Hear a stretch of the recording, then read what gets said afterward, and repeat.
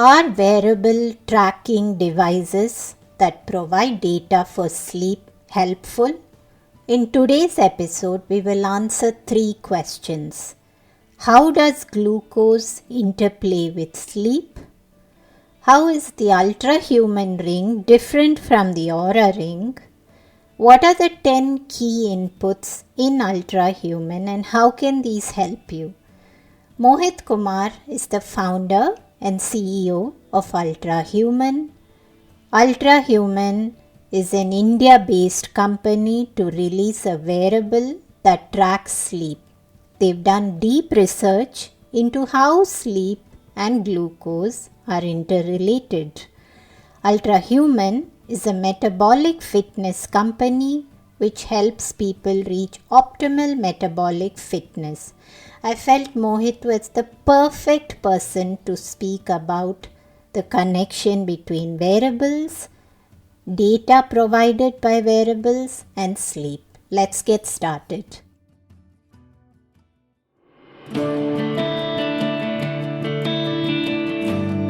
Hey everyone, I'm Deepa, light functional medicine practitioner, author and yogini, and you're listening to the Sleep Whisperer podcast, the only sleep podcast with conversations and meditations.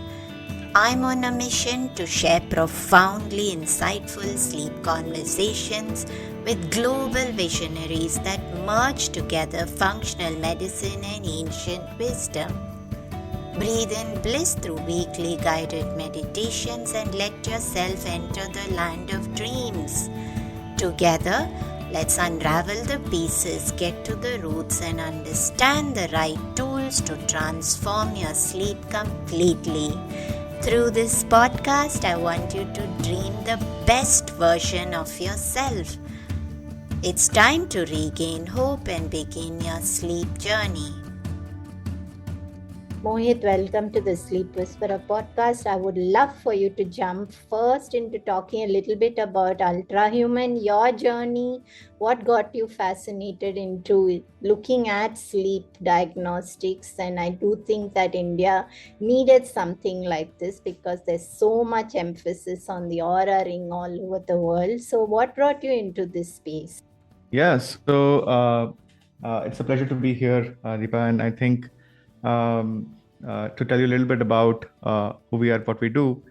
So my personal journey goes back almost, if I may say, 10 years back when I started cycling semi-professionally myself and got into performance sports. And that was the first time I was into endurance sports and trying to push myself and to understand more about my own body. And fast forward a few years, in parallel, I built my own startup and basically sort of got off sports for some time. I always had this intention to get back to sports and fitness and health. And what I did for that was after my first startup, essentially, I went to a martial arts camp training with a few athletes. And there I actually discovered that a lot of athletes are using biosensors to improve their health. And they're also using it to improve their performance. And out of the various biomarkers that seemed interesting, the two biomarkers that seemed very, very interesting were a combination of HRV and glucose, right? I think sleep tracking was also pretty much on the emerging trend back then, right? So, but for us, the first biomarker that we released essentially was a glucose biomarker, and the reason for that was that we felt that it is a highly actionable biomarker because glucose gets impacted by your like almost everything, right? Just because of human physiology and specifically your food as well. So it was the only way to measure or quantify some aspects of your food. And that's why we started with the glucose biomarker. Along the journey of the last 2 years, what we realized is that given that glucose is affected by many, many factors, and of course, when I say glucose, I actually mean the ability to measure insulin sensitivity of an individual. Now, insulin sensitivity is affected by, of course, your sleep, your stress, your sort of like your muscle mass, all those factors as well, right? Within those factors, what we realize is that if we just tell people that these are the foods that are going to give you a poor spike versus the foods that are not going to give you a poor spike, it's an incomplete picture of health, given the fact that some foods that might actually give you a spike might still give you a lot of micronutrient benefits. So the right way it might be that how do we actually make people more insulin sensitive by actually helping them metabolize the food that they actually want to eat, essentially, right? So the natural answer was that can we fix other aspects of health as well, which is helping people fix their sleep, their recovery, in combination with the insights of glucose, so that they can track that if they're fixing their sleep, how much of the impact actually it has on their glucose.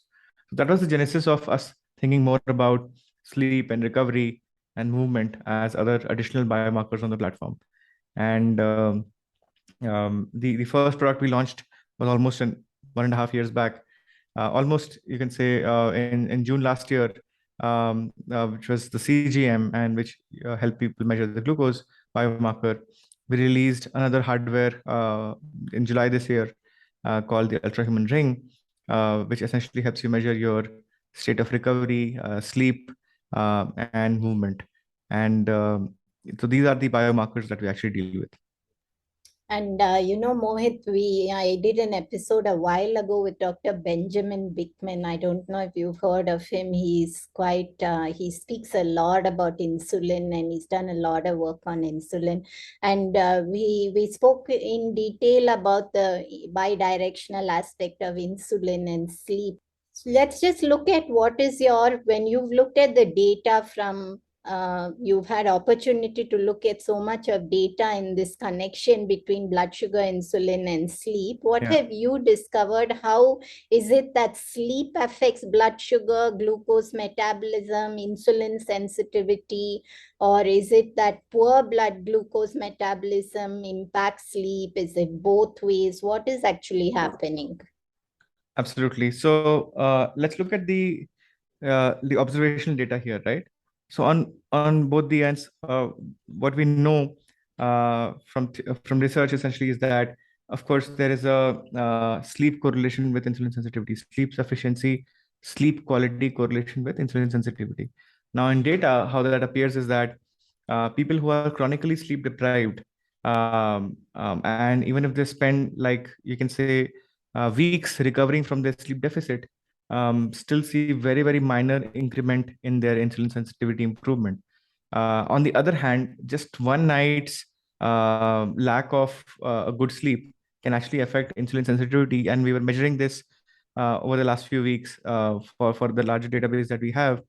Almost plummets by almost 15 to 20%. The same food is going to give you like a 20% poorer response, just with one night's, like basically one night's sleep going wrong. So that's how sensitive we are to lack of sleep, or that's how sensitive we are to the quality of sleep, essentially, right? So on one hand, it's a very hard to improve biomarker, given that if you have been chronically sleep deficient, you can't sleep well for a week and then improve your sleep quality to affect your insulin sensitivity. Whereas just to like reduce your insulin sensitivity, you just need a poor night's sleep, essentially, right? So that's on one side. The other side is we have seen a clear correlation between timing of glucose spikes and people hitting a ratio of REM and deep, essentially in their sleep.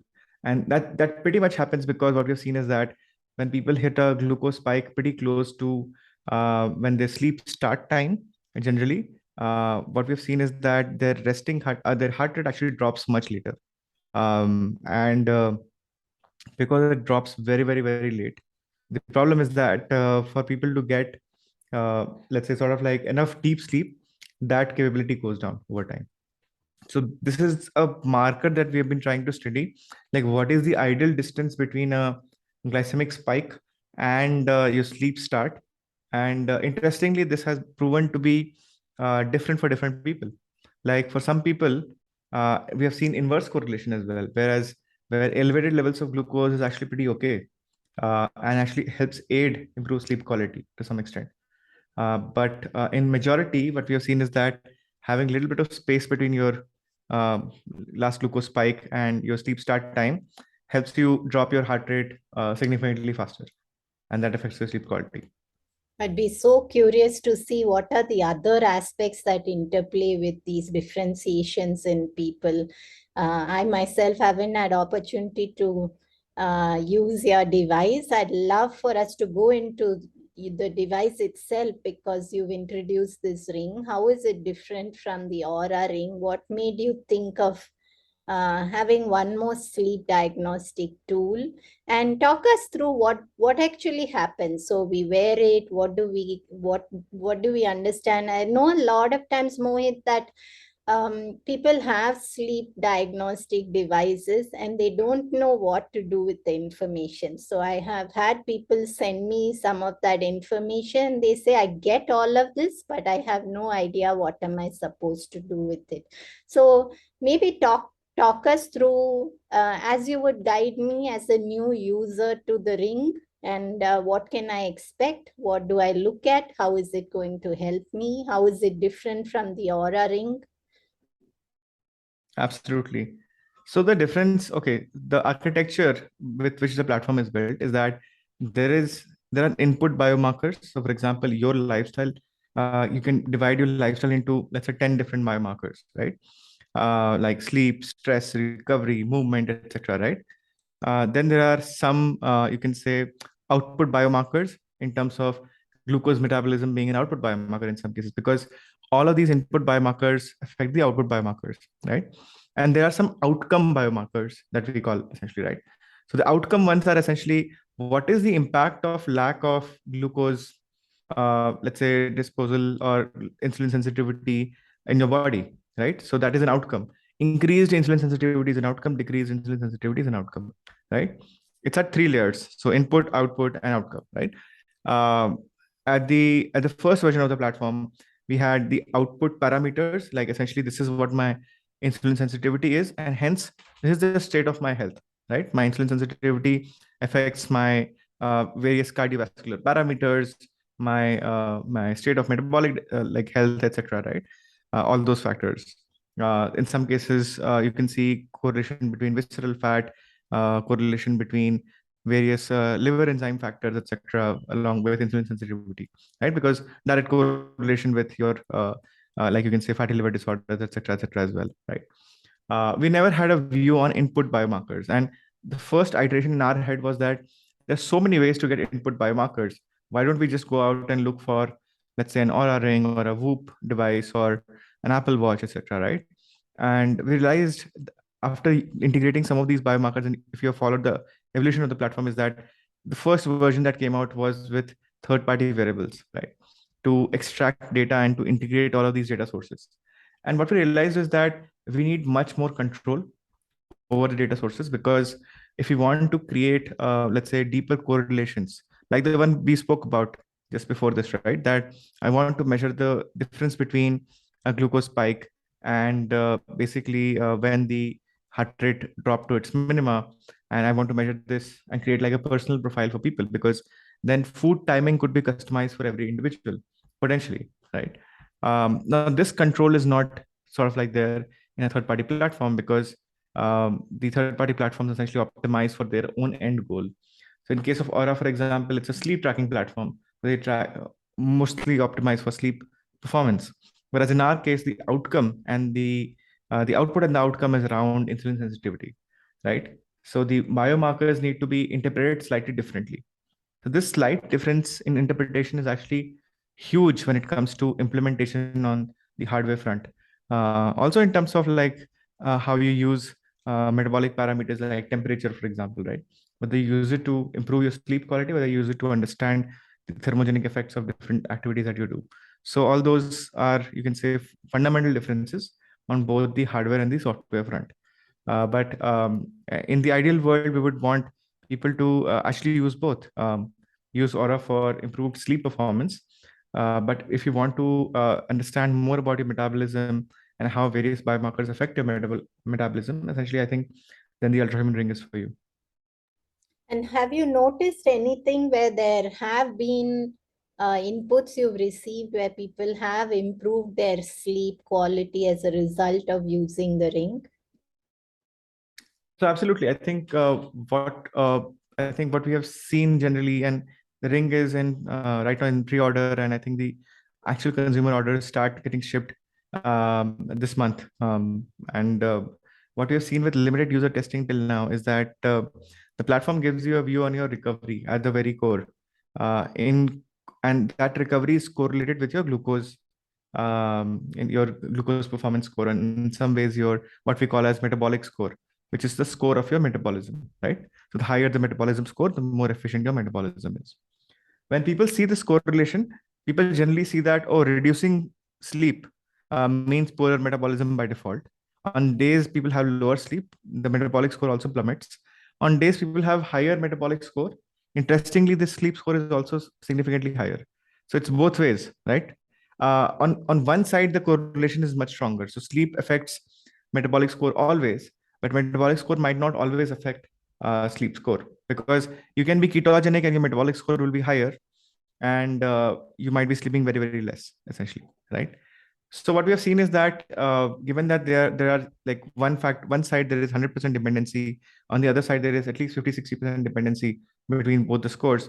When people start using the platform, generally they start optimizing their lifestyle by looking at their metabolism and their food quite carefully and seeing impact on their sleep.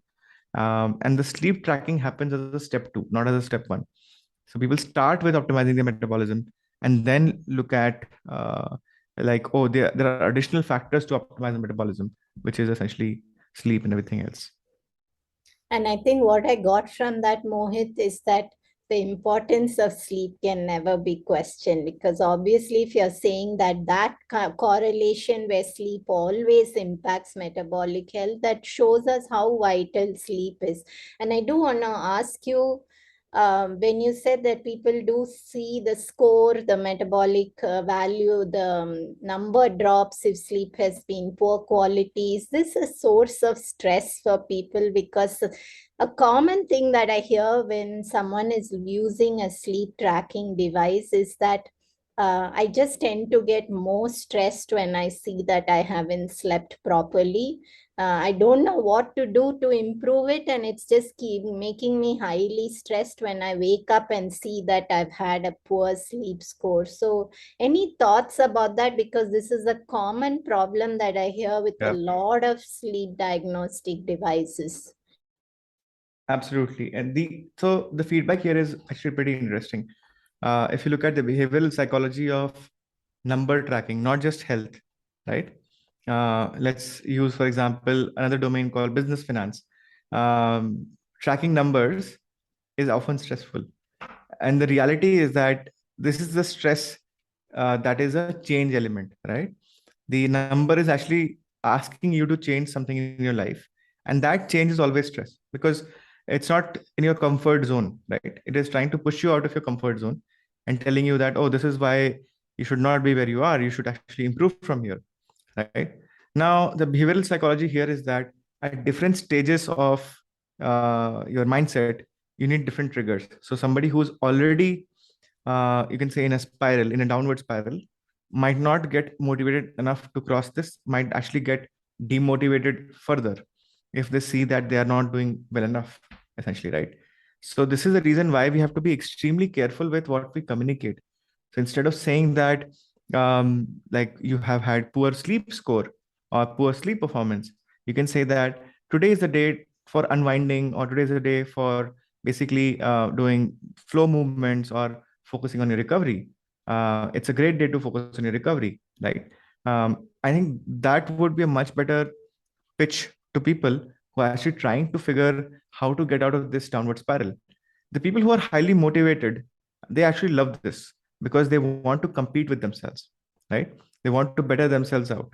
So there is no 100% answer here, but I think as long as we customize enough for both the extremes, I think we will be good, because the people in the middle actually try to gravitate towards either the extreme, you can say, extremely self-disciplined side, or let's say the downward spiral side. And on both the sides, if we actually in medicine, there is this thesis, there's this methodology called salutogenesis, right, which is positive reinforcement. And if we follow the same principles of salutogenesis, I think we will be I think we should be able to influence behavioral psychology in the right way. I do want to ask you before we go into how does your diagnostic and feedback actually help people improve sleep? You mentioned the input, Mohit. So I'd love for us to talk a little bit about that. You mentioned that there are 10 inputs that you give. Uh, how do we give it? Is it something that, what are they? Can we do have a tendency to exaggerate on some of these aspects. We're not quite truthful to ourselves. So is it exact science that is fed in? Is it general information? I'd love to go into those 10 inputs that you mentioned. Right. So I think I'll talk about the most important ones. So at the very outset, we focus on sleep efficiency. So which is the time you spend in your bed versus the time you spend actually sleeping, right? And the transaction, or you can say the experience that we want for people to have is when they go to sleep, there should be minimal latency, right? So you go to the bed, you go to sleep, and sort of like there is no sort of like latency between your time to bed and time to sleep. And that's one marker of efficiency. So it's essentially your sleep time by your total time in your bed, essentially, right? The other marker is your total sleep. So now that we know that there is this clearance pathway, right, during your sleep that actually happens, and there is significance of adenosine clearance actually happening. At the same time, there is significance of volume of that happening. So if you sleep for 4 hours, you had a great night, like basically you had a 4 hour super efficient sleep, but you didn't have enough volume of sleep, it's a problem, right? So then we have a little bit of factor around total sleep as well. It's not like it's the only factor, but then it's an important factor. The third one Hold is on, the Mohit. REM.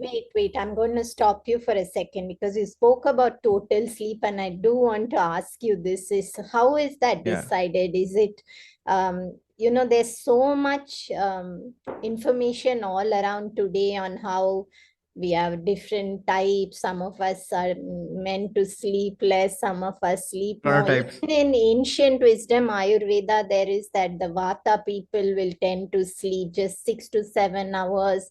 Pitta will sleep just 8 to 9 hours. Kaphals tend to oversleep. So, what is your vision behind this? How do I know that? Am I one of many? Am I being recognized for the fact that I might have certain uniqueness to this? Absolutely. It's a great question because there are so many variances to this, right? This is highly personalized, right? So for some people, nap works, some people does not. Some people, 8 hours works, 9 hours works. Some people actually need 10 hours essentially, right? And at different points of the day. Uh, the right way to actually do this is to actually learn it for every individual, right? And what we do on the Ultrahuman Ring platform is that we actually use your total sleep duration and correlate it with your HRV recovery over time. Essentially, your HRV balance, not totally your HRV recovery, but HRV balance. So, what is the volume of sleep? If you fix the quality of sleep as a benchmark, and what volume of sleep actually affects your HRV balance, is what we try to learn for every individual. Now, what you realize is that if you have approximately 45 to 46 days of continuous sleep on the platform, and it needs to be continuous, because then we would want to study it night over night, because every night has a previous night's factor as well. We can actually understand what is the right sleep duration for you and what format of sleeping actually works really well for you.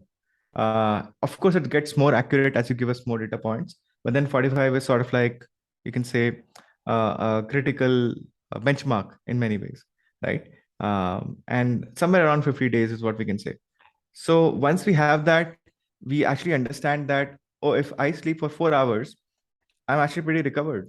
My HRV, from an HRV balance perspective, I know that's one factor of health, but it's a significant factor.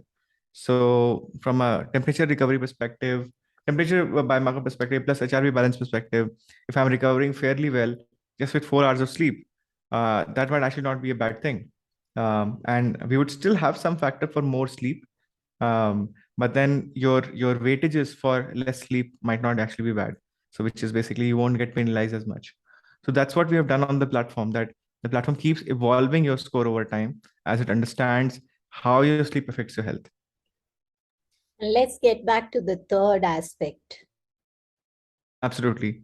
So I think the third aspect is you can say the restorative part of your sleep, which is your REM and your deep sleep. So if you're getting, you can say, enough sleep hours, but not getting enough REM and deep, it's going to not be as restorative as you would want, right? So that volume ratio, there are various studies on this. Like there's various studies around the restorative part of the sleep being at least 40% to be restorative enough. In Asian people, there is a study around it has to be somewhere around 50% and plus.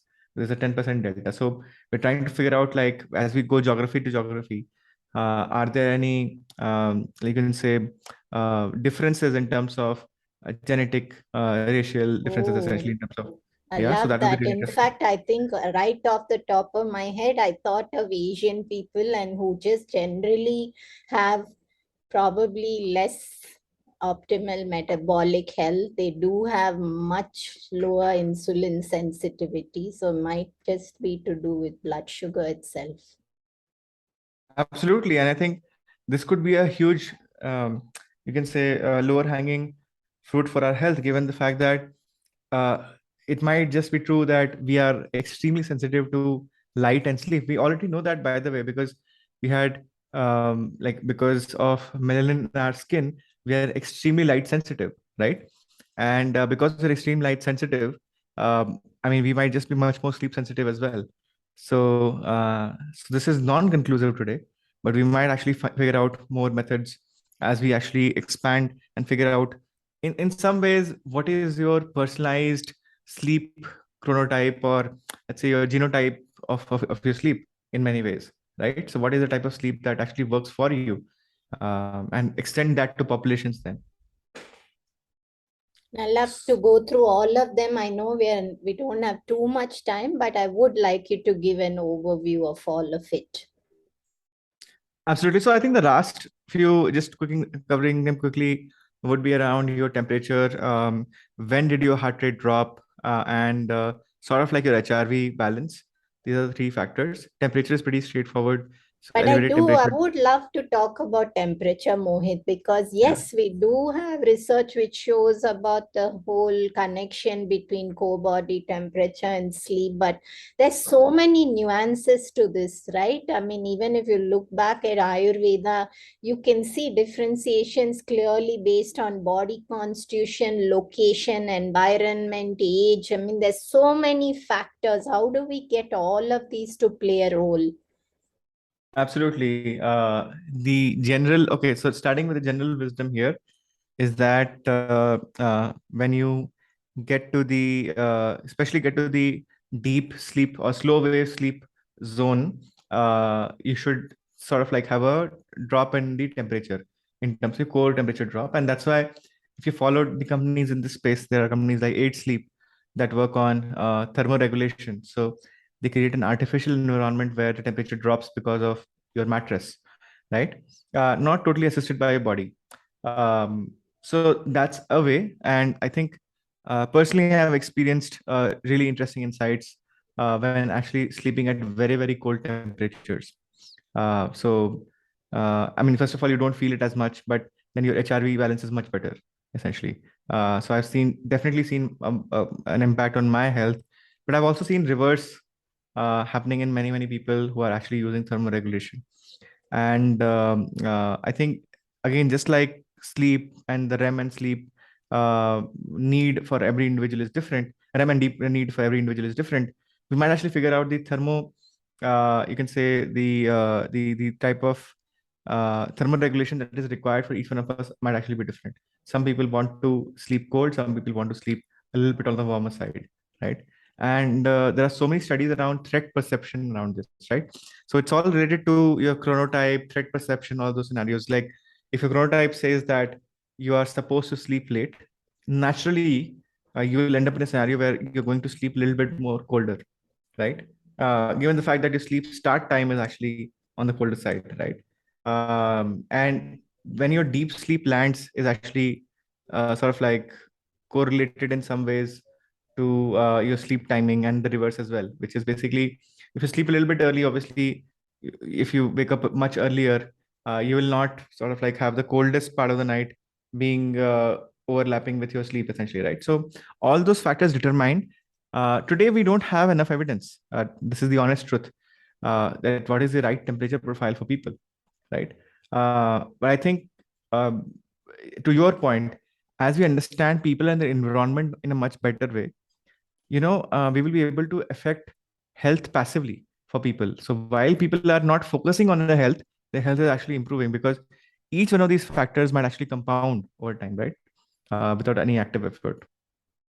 And Mohit, we've had people with such contradictory views on sleep chronotypes on the podcast, where there are people who vehemently said that they don't believe in that concept, that hormone regulation shifts when they shift their sleep cycle.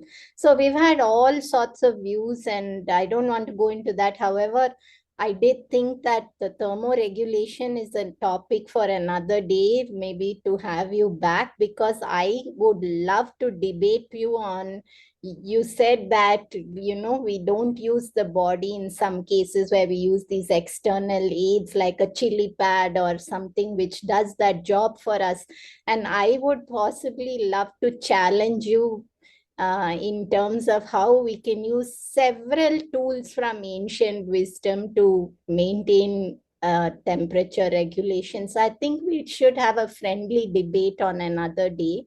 But to close Absolutely. this episode, I would love for you to share, how does the Ultrahuman ring help people improve their sleep with the feedback that they get on a day-to-day basis? Absolutely. So I think at the very core, the ring is a minimal.